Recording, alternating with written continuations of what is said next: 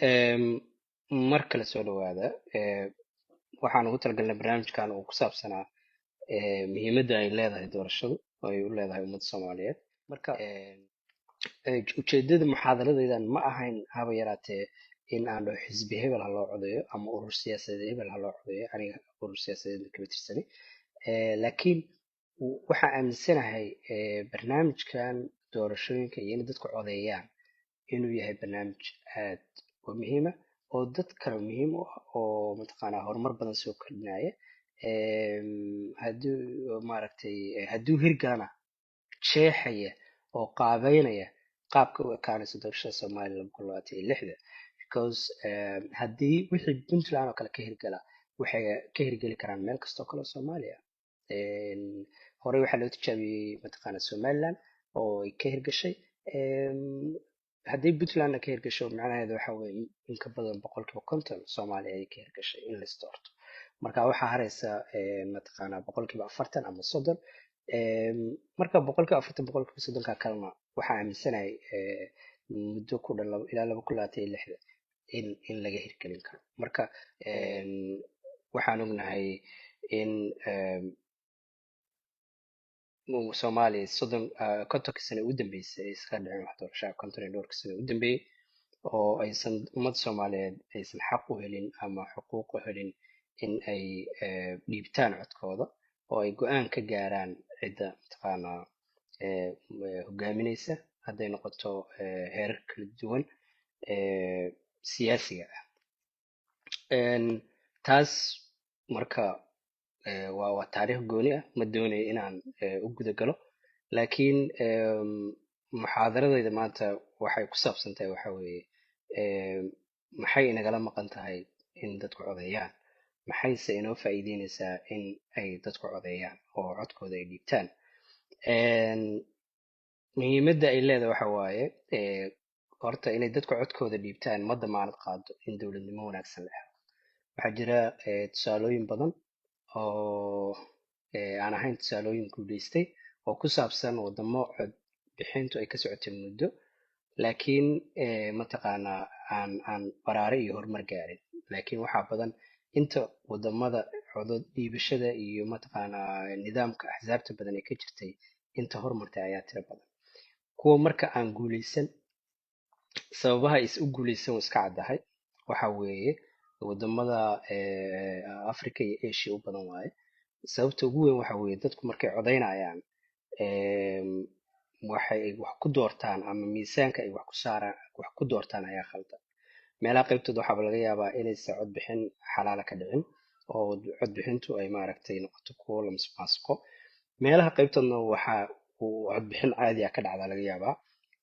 Laakiin dadku shuruudaha ay wax ku doortaan ama criteria-da uu qofka muwaadinka wax ku doorto ayaa ka duwan tan wadamada horumartay ee naajixa ah dadkeedu ay wax ku doortaan. Marka tusaale ahaan waxaa laga yaabaa wadamo Afrikaan inaad aragtid oo sababta ugu badan ee codbixinta loo aado oo loo codeeyo ay tahay in qof qowmiyadaada ama qof maxaa la yidhahdaa ka soo jeeda qabiilkaaga aad u codeysid oo uu kursiga helo. Haddii marka taas ay ujeedada tahay wadamada ay ujeedada dadka codeeya ay ujeedadoodu tahay in qof qabiilkooda ama qowmiyadooda uu kursi helo keliya badanaa naajix ma noqoto because qofka markuu meesha tago wuxuu ogyahay sababta lagu soo doortay inaysan ahayn inuu wax ummadda u qabto sababta lagu soo doortay ay tahay qabiilkiisa iyo nafsadiisa iyo qowmiyadiisa. Markaasna waxa uu ku dadaalay waxa weeye inuu asagu u sameeyo tabcasho gaar ah oo uu mataqaanaa u qaato granted dadka codkooda oo uu laga yaabo inuu awoodo maaragtay awoodii iyo wixii lagu aaminayba uusan si fiican u maamul. Laakiin wadamada horu maray ee baraaray sida fiican uga faa'iidaystay codeynta dadka oo wadamada qaybtoodna ayba khasab tahayba haddaadan codeynin ya waxaaba laga yaabaa in lagula soo xiriiro oo dacwad lagaa keeno oo lagu yidhahdo maxaa u codeyn weyde waay waa u codeyn weyde. Wadamadaas dadka waxay qiimeeyaan aragtida dadka dadkuna waxay qiimeeyaan aragtida siyaasiga. Taas marka markay waxay noqonaysaa qofka siyaasiga inuu dadaal badan u galo wax adiga kaa gadmayo inuu keeno. marka taas waxay keenaysaa in bulshadiina ay kordhiso waxaa loo yaqaano isla xisaabtanka, oo qofku hadduu rabo inuu kariyerkiisa ama mihnadiisa siyaasadeed uu sii jirto wuxuu ku dadaalayaa ama awood badan u gelinayaa in mataqaanaa uu dee wax qabad kuula yimaado, uu afkaarahaaga difaaco, uu qadiyadahaaga difaaco, uu maaragtay noqdo qof mas-uul ah oo codka uu ku xambaarsan yahay xaamil vote, maadaama xaamil mataqaanaa yani maadaama uu xambaarsan yahay codkaagii si qiimo leh oo qiyam leh ayuu kuu matalayaa. marka taas waxay kordhinaysaa dhanka isla xisaabtanka. sidoo kale waxay kordhisaa waxaa loo yaqaano daalacnaan habka matalaada. waxay markii dadku ay soo doortaan dadkooda oo codbixin caadiya la aado, waxay keenaysaa inaad ku qanacdid qofka xataa haddaadan u codaynin, qofka inaad ku qanacdid inuu ku matalo because oo deegaanka matala ama constituencyga ama degmadaada uu matalo, maadaama oo si daahfuran qofkaasi uu ku helay codbixinta. laakiin haddii kale oo sida hadda soomaaliya ka dhacda, qof baa xildhibaan noqonaya, xildhibaannimadu wuxuu ku helay qaab aan daalacnayn, qaab aan daahfurnayn, qaab musuq maasuqa. qofkaas waxa weeye marka uu kaa tago kuwii uu caawiyey maaragtay musuq maasuqa ku caawiyey, inuu dadka boobo ku caawiyey, waa ku ugu horeeya u tuuraayo, ku ugu horeeya isku dhacayaan oo dacwadda ugu badan ka keenaya oo ku dhahayo qofkii waa ku khasaarnay, waa kuwii u fududeeyey inuu ummadda dhaco. marka ayagina raalli ma ku noqonayaan, dadkii kale oo aspirantska ama maxaa la yidhahdaa danaynaya inay kursiga qabtaana kuma qancayaan, dad kaloo taageerayaashadana kuma qancayaan. marka daalacnaantaas waxay keenaysaa dadku markay si daahfuran u doortaan waxoodii, wixii ay meesha ka helaan way ku qancayaan. qofkii meesha tagana haddii uu maaragtay wixii laga rabay lagala kulmana waa khayr, waxaa laga yaaba in mar kale la doorto. haddii aan lagala kulminna waxaa yani cid iskugu caroonaysa ma jirto oo cid iskugu xanaaqsan toona. qodobkaas daalacnaanta iyo labada qodob ee daalacnaanta iyo isla xisaabtanku aad bayna muhiim ugu yihiin. waxay muhiim u yihiin nabadda ummadda, waxay muhiim u yihiin wadajirka ummadda, waxay muhiim u yihiin walaaltinimada iyo mataqaanaa iyo dadku inay sii wada noolaadaan.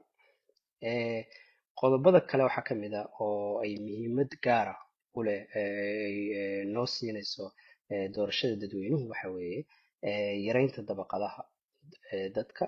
tusaale ahaan oo kale waxaa laga yaabaa markii ay bahashu ay tahay musuq maasuq, ay tahay oday nabadoon oo maaragtay qol isku soo xiraayo oo qof soo calaamadinayo, waxaa laga yaabaa in dadka lagu qiimeeyo qofka lacagtiisa, in dadka lagu qiimeeyo qofka qoyska uu kasoo jeedo, in dadka lagu qiimeeyo qofka dhibkiisa, in dadka lagu qiimeeyo. marka taa waxay bahalkeenaysaa dadkii bay dabaqado u sameynaysaa, dabaqad la yiraahdo dabaqada aan wax hogaamin iyo dabaqad la yirahdo dabaqada wax hogaamisa. marka si looga fogaado in dadku ay dabaqado yeeshaan bulshada dhexdeeda ama degmada dhexdeeda ama qabiilka dhexdiisii, waxaa muhiima in dadku ay cod ku kala baxaan, because markii qof walba kartidiisa hadhow meel marinaysa, codkiis siyaasadiisa meel marinaysa, qofki wuxuu noqonayaa qof mataqaanaa dadki waxay noqonayaan dad aan dabaqad kale lahayn oo calafkana u siman, yani kartida iyo aqoonta qofkana wax isaga gaar ah oo fadli gaar oo ilaahay siiye ay u tahay. sidoo kale waxay naga caawinaysaa la dagaalanka musuqa, sidii qodobada ka hore aan ku sheego kale. qofka waxaa caddaanaya markuu og yahay qofku in duqaaga magaalada uu yahay ama xildhibaankaaga golaha deegaanka uu yahay oo aad kusoo dooratay si furan, birrina uu kaa rajeynaya inaad soo dooratid, ku dhacnaanshaha inuu ku dhaco inuu musuq maasuq sameeyo way yaraanaysaa. waayo waa qof maaragtay tartan ku jira. marka qofka isgadaayo mar walba tartan u joog waayo qofka siyaasiga, maalin walba wuxuu raadinayaa meesha uu dhibca siyaasadeed ka helayo. marka wixii dhibcahiisa siyaasadda dhib geysanayo oo musuq maasuqu kowi ka yahayna waxay u badan tahay inuu ka cararo. Ee, marka taasna maaragtay wayna musuqmaasuqana way yaraynaysaa.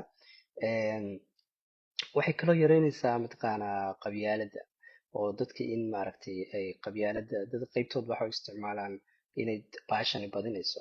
Haa, way badinaysaa haddii aynu isticmaalno fikradda ah dadkeenu inay codaynta ay ku sameeyaan qaab ku dhisan qabiil, oo qofka aad ku dooratid qabiilkiisa jifadiisa aad ku dooratid, waxaa laga yaabaa inay qabyaaladii kordhiso.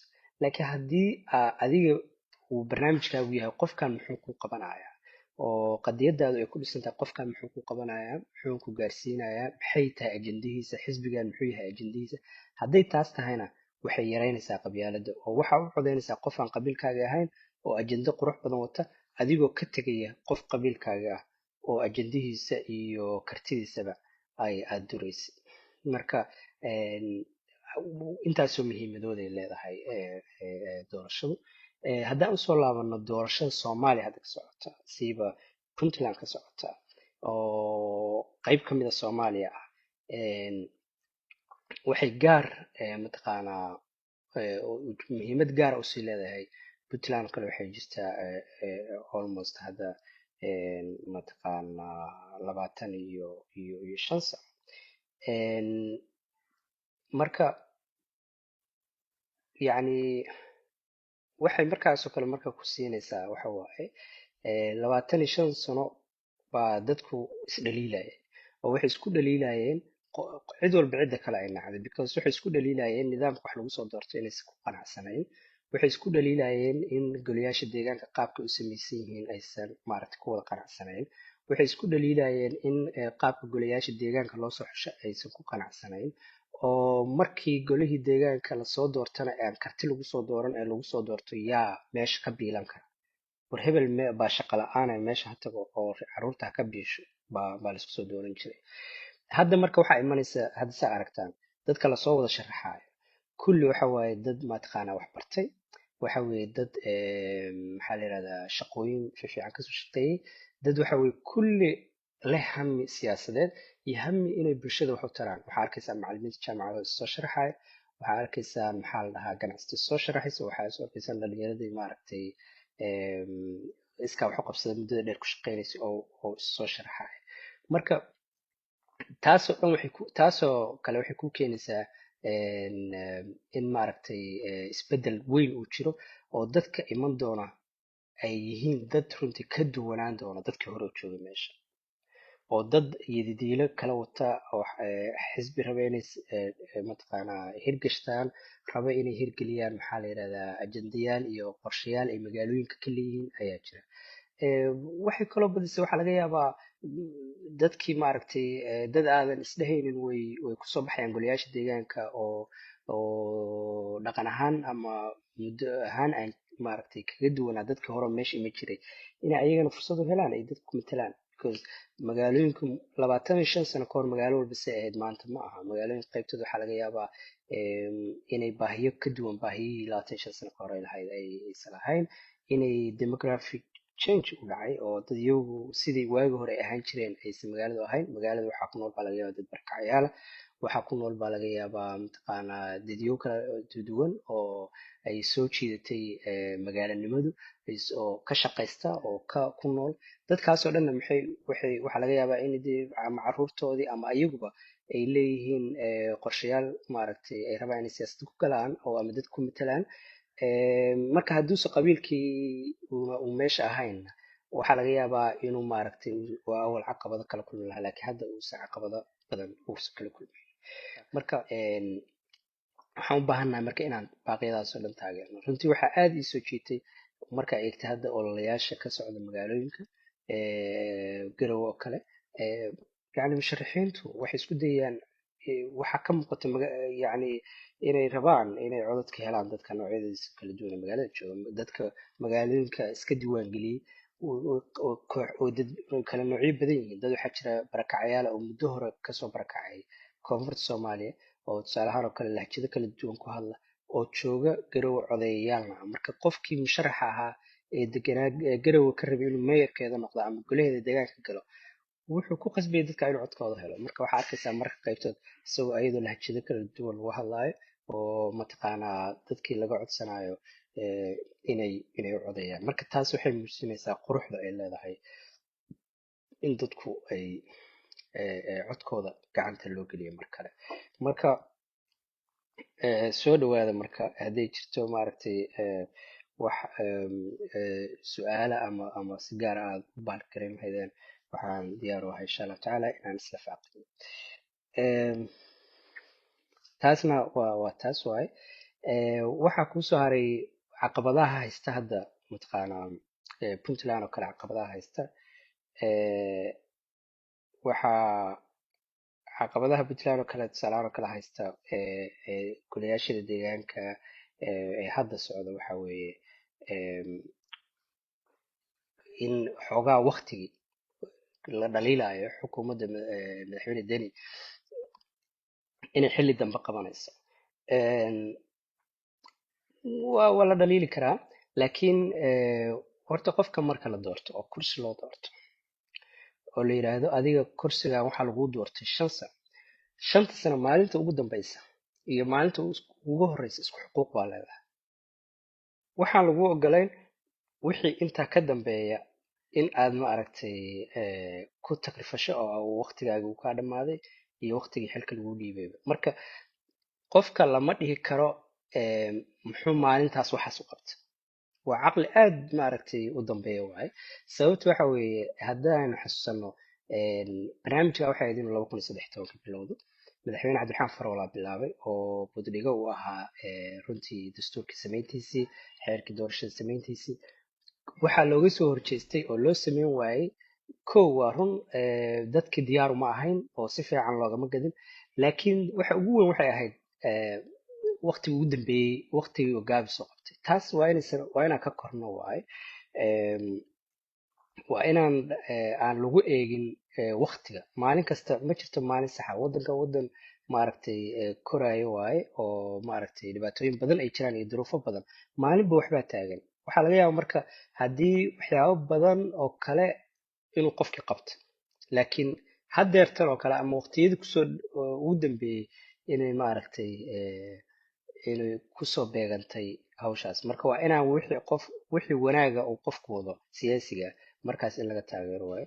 taa kama mayrayso xukuumadda madaxweyne deni iyo tiimkiisii hore ee la socday ee la shaqaynayay haddana mucaaradka iska dhigaya oo wixii xunba isaga kor ka saaraya. marna ma beriyeelayso oo wixii ay geysteen oo khalada oo wax meel ugu yaalo kitaab ugu qoran waayo. laakiin wixii wanaaga oo qofku markaa uu wado waxaa sax ah in la taageero oo lagu taageero.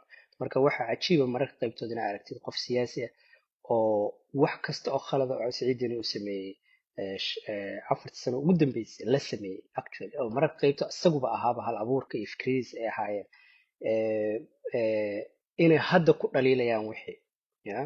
marka taa waxay ku tusinaysaa waxa la yidhaahdo munaafaqnimada siyaasadda ama siyaasiyiinta. marka waana wax loo baahan yahay inuusan bulshada ku sameyn oo qofka eego qofkan muxuu yahay moogtahay inuu maaragtay intuu barbar soo xirto marba barbarna uu timaha kaa tuso barbarna uu xiirnaanta kaa tuso sax ma aha. marka waa inaa qofka soomaaliga ee muwaadinka ama puntland ku noolaado ama soomaalida kale ku noolaado waa inuu fahmo qadiyad markuu arko laba siyaasi isku haayaan inaysa qadiyadan waxa ay ku salaysan tahay uu eego. waxaa la isku hayaa war dadka codka ha lagu celiyo, dadka go-aankooda ha gaaraan iyo ma gaarayaan. sooma muxuu u diidayaa ninka siyaasiga ee kursiga laga kiciyay ama kursiga doonaya inay dadka go-aan gaaraan? because waa maxay 400,000 oo qof oo reer puntland isdiiwaan geliyey. haddii la yidhahdo baarlamaanka puntlandna waa lagu qabanaya mustaqbalka dambe, waxaa laga yaabaa inay 1 milyan oo qof ama 800,000 oo qof ay isku diiwaan geliyaan inay codeeyaan. haddii kee ku fudud marka adiga siyaasi ahaan inaa 10 oday aad qol kusoo xirato oo aadanaha ka raadsato inaad 800,000 oo qof approach garayso. marka taas waxay ku tusinaysaa marka in dadka raba statuskooga ama sidii hore in wax lagu wado dhaqankii hore oo ma aragtay qolmadow wax ku xirka isku soo xirka in wax lagu wado dadka raba waa dadka aan haynin afkaar ka gadmi kara ummadda, dadka aan haynin afkaar shaqayn karta oo gadmi karta oo ummaddu ay gadan karto. Marka taas macnaheeduna maaha in nidaamka hadda jira uu maaragtay ama xisbiga hadda oo urur siyaasadeedka jira ay runtii ay boqolkiiba boqol saxsan yihiin. Laakiin waxa hadda taagan oo difaacayna waxa waa future baan ka hadlaynaa, mustaqbalkaan ka hadlaynaa.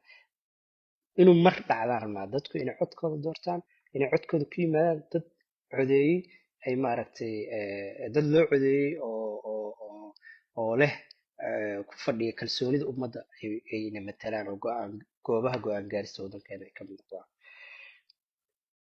su-aasha ah furista dastuurka. xaqiiqatan dee dastuurku waxa weeye waa documenti ay ummaddu leedahay. documentiga ummaddu ay leedahayna shalana waxaa lagu ansixiyey dad khubro ah qore. khubradii qortay markay qortay kadib erga ansixisay.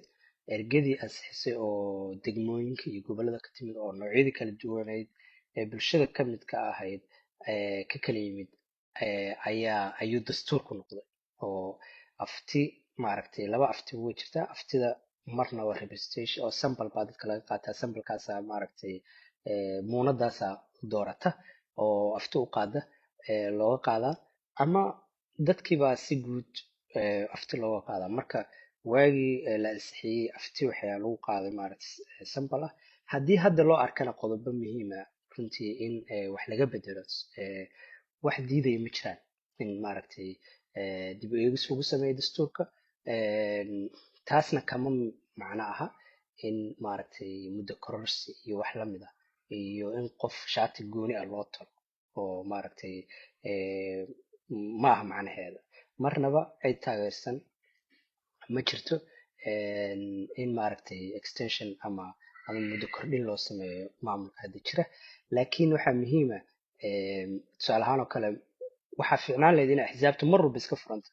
laakiin haddii waqti lagu jaangooyo oo la yiri 10 sano oba dhowr xisbi baa jiraya, intii 3 xisbi ay ku haysan lahayd monopoly ama ku haysan lahayd keligood ay haysan lahaayeen, waxa ka qurux badan in la helo axsaab kale ururo siyaasadeed oo kala duwan oo qofkii ku qanci waaya ururkaas siyaasadda ah uu geli karo urur kale. marka totally waa fikrad aada loo soo dhaweeyo in ururada siyaasadda laga dhigo 5 oo si maaragtay dadku ay u helaan ikhtiyaar iyo choices kala duwan oo ay ururka siyaasadeed marka ay ku qanacsan yihiin ay ugu biiraan. marka su-aashaasna saas baan insha allahu tacaala ka oranayaa. su-aasha kale ee ah baarlamaanka see lagu soo dooranaya. madaxweyne Siciid Deni haddii waqtigiisu dhammaado, markuu waqtigiisa dhammaado oo la gaaro mataqaanaa kalfadhiga u dambeeya doorashada, maaragtay yani markaas in la gaaro baa ila habboon. muddo dheer baa hadda ka dhiman, waqtigiis waxaa uga dhiman 8 bilood 7 bilood. waxay la tahay marka in maaragtay la sugo oo dastuurka haddii dib u eegis lagu sameynayo lagu sameeyo, laakiin qodobada xasaasigana aan la taaban. tusaale ahaan oo kale qodobka la xiriira muddahaynta madaxweynaha iyo baarlamaanka marnaba aan la bahalkarin. laakiin qodobo kaloo badan baa jira oo dadku ay isla eegayaan oo runtii logicna ah in laga wada hadlo. tusaale ahaan oo kale madaxweynaha sida loo dooranayo, dastuurka iyo xeerka doorashadaba waxay qabaan madaxweynaha inaan dadku dooranayn, dadku ay soo dooranayaan baarlamaankuna uu madaxweynaha dooranayo oo maaragtay marka laga eego doorashooyinkii tijaabada ahaa ee dhacay, waxaa caddaatay inaysan jiri karin in hal magaalo, iska badaa madaxweynenimada Puntland, hal magaalo inaysan hal xisbi is xoog ku qabsan karin oo simple majority is samayn karin. xisbi samayn kara simple majority oo golihii deegaanka lambarka looga baahnaa ka heli karaa degmo ma jiro. marka sidaasi lamidana ma jiri karo baan u malaynayaa xisbi awooda inuu baarlamaanka Puntland oo simple majority loo baahnaa inuu helo. oo si uu u sameeyo dowlad usoo dhiso. Marka haddii taasna macquul ahayn, aniga waxay la tahay inaan si loo helo xasilooni siyaasadeed oo maalin walba madaxweynaha aan mooshin loogu qaadin oo loo dhihin maaragtay cod kalsoonida ee xisbiyadaasaa kala cararay iyo bahwadaagtaasaa maaragtay kala baxday. Waxaa habboon madaxweynuhu inuu ku yimaado popular vote oo dadku ay codeeyaan. Dadku markay dooranayaan baarlamaanka inuu qofku doorto kursiga baarlamaanka cidda ugu rabo golaha wakiilada iyo ciddii uu rabo madaxweynihii inuu noqoto. Markaasna madaxweynuhu uu noqdo qof haysta mandatekii maaragtay shacabka sida Somaliland oo kale, oo madaxweynaha in maaragtay waxyaabo kaloo dastuuriya lagu helo impeachment caadiya lagu sameeyo maahane baarlamaanka intuu iska fadhiisto uusan dhihi karin kalsoonida waa kaa laaban. Marka waa arki kartaan yani dhibka ay leedahay marka tusaale ahaan oo kale Soomaaliya dowladda federaalka oo kale marka eegtid madaxweynaha in xilka laga qaado way adag tahay oo yani baarlamaanka maadaama ay haddii ay macnaha ay soo doortaan maxaa la dhahaa shacabka hadday soo doortaan Eh, haddii kalena yani sida ra-iisul wasaareyaasha Soomaaliya oo kale uu noqonaya maalin walba mooshin baa taagnaanaya lagu bedelayo qofkii la doortay maadaama uusan ku imaanin hal xisbi ama xisbiga dhexdiisii baaba maaragtay kala laaban kara kalsoonida xataa hadduu jiro xisbi sameeyey majority inuu ku qabsado aqalka baarlamaanka. Marka ani waxay la tahay si loo helo xasilooni siyaasadeed in qodobkaasna la furo oo madaxweynuhu noqdo madaxweyne stateka nin qof lagu soo doortay inuu maaragtay popular vote ku yimaada oo shacabka u socodayaan baarlamaankana saas oo kale ay shacabka u socodayaan oo mataqaanaa doorashooyinkaas la qabto. Em, marka qodobkaasna halkaasaan insha Allah uga baxayaa.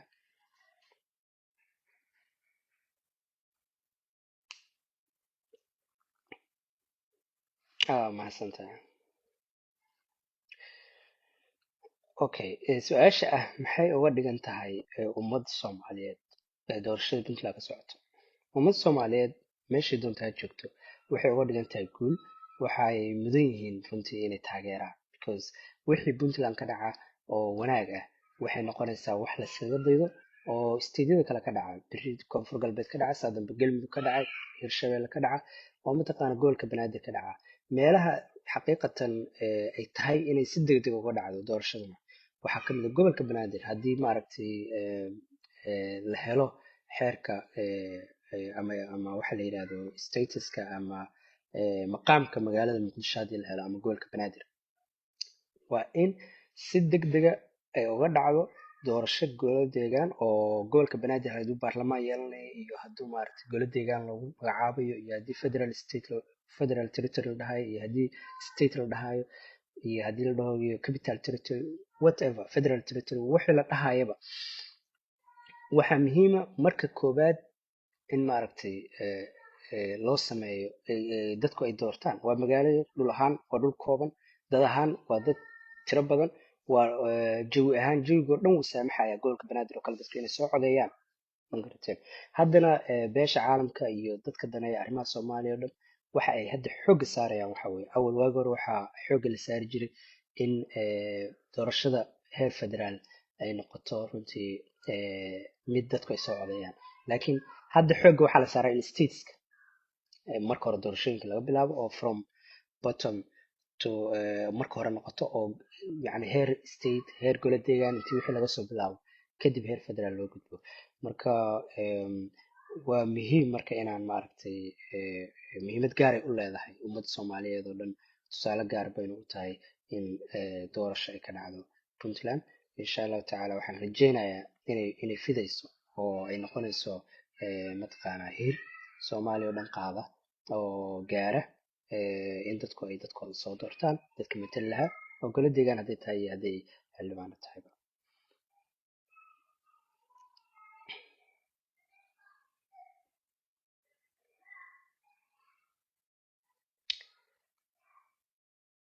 Su-aasha ah ma tahay sustainable doorashada golaha deegaanka Puntland horta waxa ugu weyn oo marka laga hadlayo sustainability-ga ama in lagu wado wax sidaan oo kale ah barnaamij sidaan oo kale ah waxa ugu weyn oo loo baahan yahay waxa waaye waxaa la yidhaha political will ama ka go-naansho siyaasadeed. Haddii qofka siyaasiga oo markaa hogaaminaya ay ka go-an tahay runtii inuu waxaan hirgeliyo oo ay uga go-an tahay qaab ku salaysan inuu rabo inuu ka tago legacy, inuu ka tago wax la taaban karo, inuu ka tago wax waara, inuu ka tago mustaqbal wanaagsan ummadda uga tago, runtii wuu samayn karaa. Laakiin waxa ugu weyn u baahan tahay waa waxaa la yidhahda ka go-naansho siyaasadeed. marka ilaa intee bay ka go-an tahay ayaa loo baahan yahay. tusaale ahaan oo kale puntland oo kale mar intaasu jeera la isku dayay, laakiin mar walba caqabadaha ku imaanayay. maanta marka waa maalintii ugu caqabada yareed. tusaale ahaan marka loo barbar dhigo dhowr 20 sano oo ay